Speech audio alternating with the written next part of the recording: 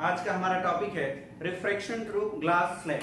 ठीक है, glass slab तो मेरे पास है नहीं, लेकिन मैं आपको वैसे बता रहा हूँ कि ऐसे ही समझिए कि कुछ थिकनेस होगी, लेंथ विड्थ होगा और ये ट्रांसपेरेंट ग्लास का बना होगा। ठीक है, तो यही आपका क्या हो जाता है, ग्लास स्लैब हो जाता है। अब यहाँ हम उसमें रिफ्रैक्शन की बात करेंगे कि लाइट क्या होगा। अगर ये ट्रांसपेरेंट आपको बिल्कुल दिखेगा, ये लाइट रेज इस मीडियम पे अपर सरफेस पे से स्ट्राइक करेगी तो एयर से आपका क्या आएगा, ग्लास स्लैब में एंटर करेगा, वहां से रिफ्रैक्शन होगा, फिर यहां से क्या होगा, एयर की तरफ एयर में बाहर निकल जाएगा। तो बिल्कुल इसको एज्यूम कीजिए अपने माइंड में और ये समझिए आपका ये है ग्लास स्लैब। हमारे पास हो गया ग्लास स्लैब जिसकी थिकनेस हम कह रहे हैं टी है। थिकनेस हो गया इसका, ये इसका क्या हो गया, थिकनेस हो गया इस ग्लास स्लैब का। अब इसके अपर देखिए, यहां पे दो इंटरफेस मिलेंगे। रिफ्रैक्शन की जब हम बात करेंगे तो ये आपका हो जाएगा फर्स्ट इंटरफेस, दूसरा हो जाएगा सेकंड इंटरफेस। ये कहलाएगा लाइट रे यहां से एंटर करेगी, इसमें रिफ्रैक्शन के बाद आएगी, फिर यहां से निकल करके बाहर की तरफ रिफ्रैक्शन होगा लाइट का। ओके, तो यहां देखिए हमने एक लाइट रे इंसिडेंट कराया। ठीक है, लाइट रे हम एक इंसिडेंट करा ले रहे हैं, इंसिडेंट रे। अब क्या होना है कि यहां पे एक नॉर्मल देंगे,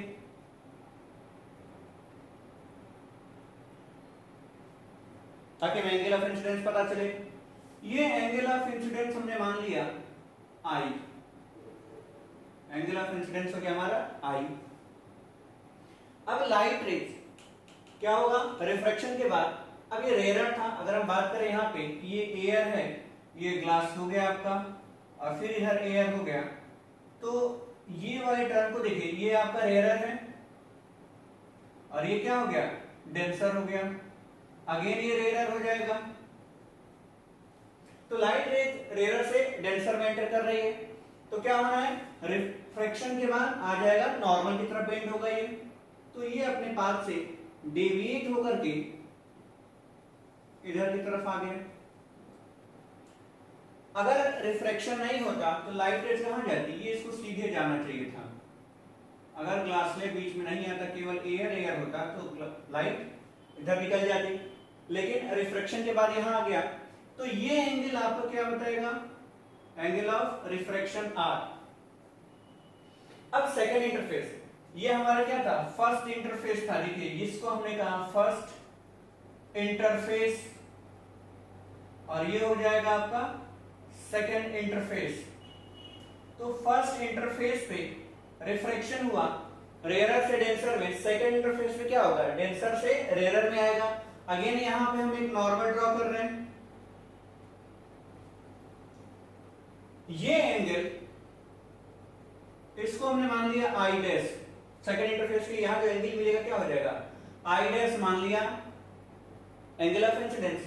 तो वापस से लाइट रेज क्या होगी, बाहर निकलेगी। ओके, तो बाहर निकल रही है, तो इस बार डेंसर से रेयर में आ रहा है, तो नॉर्मल से दूर भाग रही है, नॉर्मल से दूर भागेगी तो ये ऐसे निकल गई। ओके, तो लाइट रेज रिफ्रैक्शन के बाद यहां निकला, इसको एंगल ऑफ इमर्जेंट कह देते हैं, angle E, angle of emergent हो गया ई, और ये इमर्जेंट रे हो गया आपका।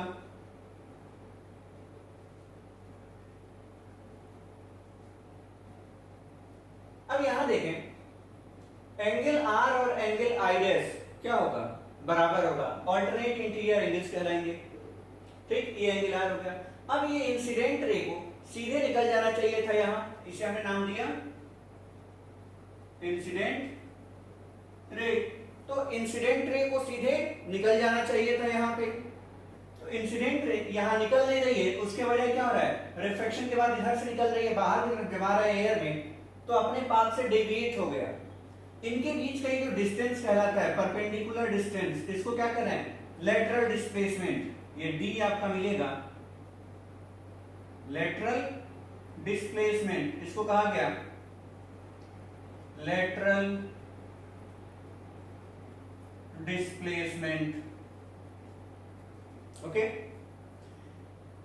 ये क्या कहलाता है, पैरेलल शिफ्टिंग हो रही है ना, जो लाइट इंसिडेंट थी वो डिस्प्लेस हो गई पैरेलली, पैरेलल क्या हो गया, यहाँ पे आ गया, शिफ्ट हो गया, और इमर्जेंट रे कहना है। अब यहाँ जो नोटेशन हमने यूज किया क्या था आपका, ई को हम लिख देंगे एंगल ऑफ इमर्जेंट, ठीक। अब यहाँ फर्स्ट इंटरफेस पर रिफ्लेक्शन देखते हैं, हमें यहाँ पे दो चीजें प्रूफ करनी होती है। पहला ये कि जो एंगल ऑफ इंसिडेंस होता है वो एंगल ऑफ इमर्जेंट के बराबर होता है, इसका प्रूफ आता है। यानी कि रिफ्रैक्शन थ्रू ग्लास लाइट जब आप पढ़ेंगे तो हमें दो पॉइंट मिलता है कि angle of incidence will equals to angle of emergent, पहला पॉइंट। दूसरा, ये लेटरल डिस्प्लेसमेंट कैलकुलेट करने के लिए आता है कि कितना लेटरल डिस्प्लेसमेंट पॉसिबल है अगर किसी ग्लास स्लैब पे कोई इंसिडेंट रे किसी एंगल आई से आ रही है। तो इन दोनों की हम डेरिवेशन करेंगे, फॉर्मूला निकालेंगे। फिलहाल हम ये प्रूफ करने की कोशिश कर रहे हैं कि एंगल ऑफ इंसिडेंस क्या हो जाएगा, एंगल ऑफ इमर्जेंट के इक्वल होगा, तो वो करके देखते हैं। देखिए ये हो गया, हमने कहा कि फर्स्ट इंटरफेस पर रिफ्रैक्शन के लिए इक्वेशन लिखेंगे, स्नेल्स लॉ लिखेंगे। पहला, refraction at first interface, first interface पे क्या हो जाएगा रिफ्लेक्शन आपका, स्नेल्स लॉ लगाएंगे तो sine I upon sine R, यही होगा, sine I upon sine R equals to, अब रिफ्रैक्टिव इंडेक्स इसका निकल के आएगा ग्लास का विद रिस्पेक्ट टू एयर। तो हमने यहां मान लिया कि ये mu A refractive index of air है और ग्लास का रिफ्रैक्टिव इंडेक्स कितना हो गया, म्यू जी। ओके, तो sine I upon sine R क्या हो जाएगा, refractive index of glass with respect to air, यही आएगा। इसको हमने ले लिया इक्वेशन फर्स्ट। अगेन देखिए, refraction at second interface, second interface पर रिफ्लेक्शन होगा तो यहां एंगल ऑफ इंसिडेंस कितना है, I1 है, और ये कितना है, E, refraction angle of reflection E हो जाएगा। तो लिखेंगे sine I dash upon sine E and that will be equals to, कितना हो जाएगा, इस बार एयर में रिफ्लेक्शन के बाद जा रहा है तो क्या निकल के आएगा, mu of air with respect to glass, यानी refractive index of air with respect to glass, ये चीज आपको मिला, ठीक। अब यहां देखिए, हमने एक और चीज प्रूफ किया था,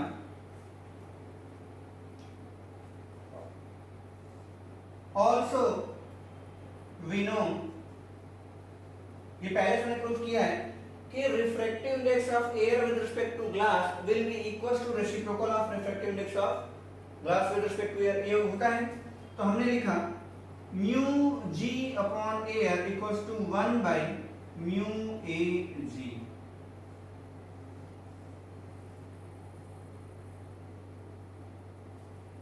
ठीक। ग्लास का एयर के रिस्पेक्ट में क्या होगा, रेसिप्रोकल एयर का ग्लास के रिस्पेक्ट में, इसको हमने लिया इक्वेशन थर्ड। अब यहां पे उठा करके इन दोनों वैल्यूज को पुट कर दीजिए, ठीक है। तो क्या लिखेंगे, पुट द वैल्यूज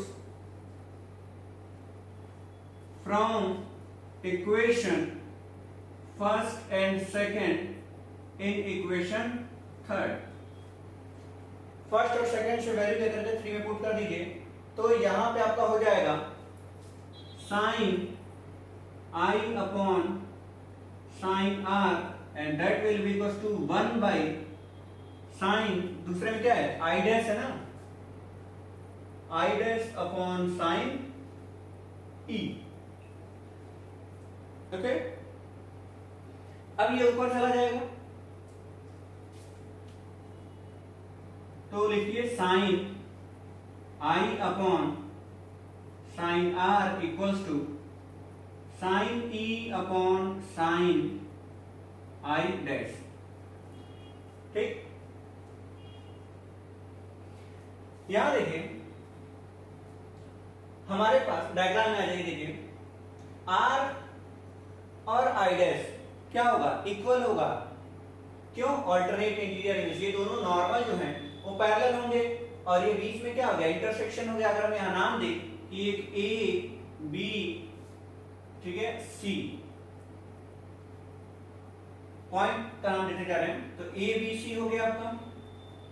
यहां देखिए बी सी जो है वो क्या होगा, इस रेस का जो नॉर्मल है उनका क्या होगा, क्रॉस सेक्शन है, इंटरसेक्शन है।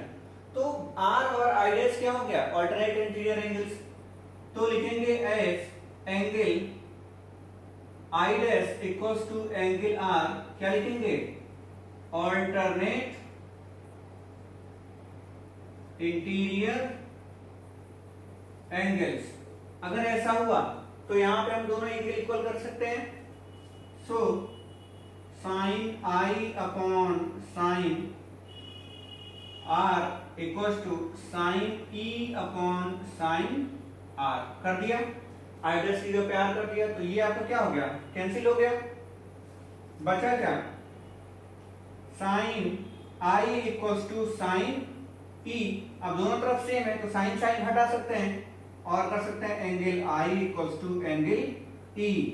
तो हमें क्या मिला, angle of incidence will be equals to angle of emergent. Okay, तो पहला इक्वेशन आपका प्रूफ हो गया। अब हमारे जो प्रूफ करना है वो ये प्रूफ करना है कि ये जो डेविएशन है ये कितना होगा। अगर किसी certain angle incidence, certain angle of incidence i पे ग्लास स्लैब में आ रहा है जिसका रिफ्रैक्टिव इंडेक्स दे रखा है, तो उस केस में डेविएशन कितना होगा वो हम कैलकुलेट करेंगे इसके बाद से, angle of deviation. Okay, calculation of sorry lateral displacement का कैलकुलेशन करेंगे। Lateral displacement, lateral displacement D. अब डेफिनेशन क्या होगा लेटरल डिस्प्लेसमेंट का, अगर आपको डेफिनेशन लिखना होगा तो लिखेंगे, ध्यान से सुनिए। ये लिखना है कि the perpendicular distance between emergent ray and actual incident ray is known as lateral displacement. क्या बोला, the perpendicular distance between emergent ray and actual incident ray is known as lateral displacement. अब इसको हम कैलकुलेट करते हैं। आइए diagram में देखिए थोड़ा, ये एंगल देखिए, एंगल ऑफ इंसिडेंस आई है, ये कितना हो गया, आर हो गया। तो ये एंगल कितना होगा, ये वाला एंगल,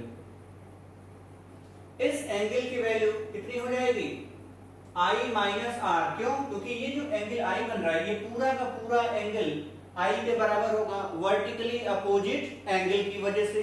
तो वर्टिकली अपोजिट एंगल की वजह से ये पूरा आई होना चाहिए, इसमें इतना आर पता है, तो ये एंगल कितना हो जाएगा, आई माइनस आर। इसको हम कहते हैं एंगल ऑफ डेविएशन डेल्टा, और डेल्टा की वैल्यू कितनी हो जाएगी, delta equals to i minus are.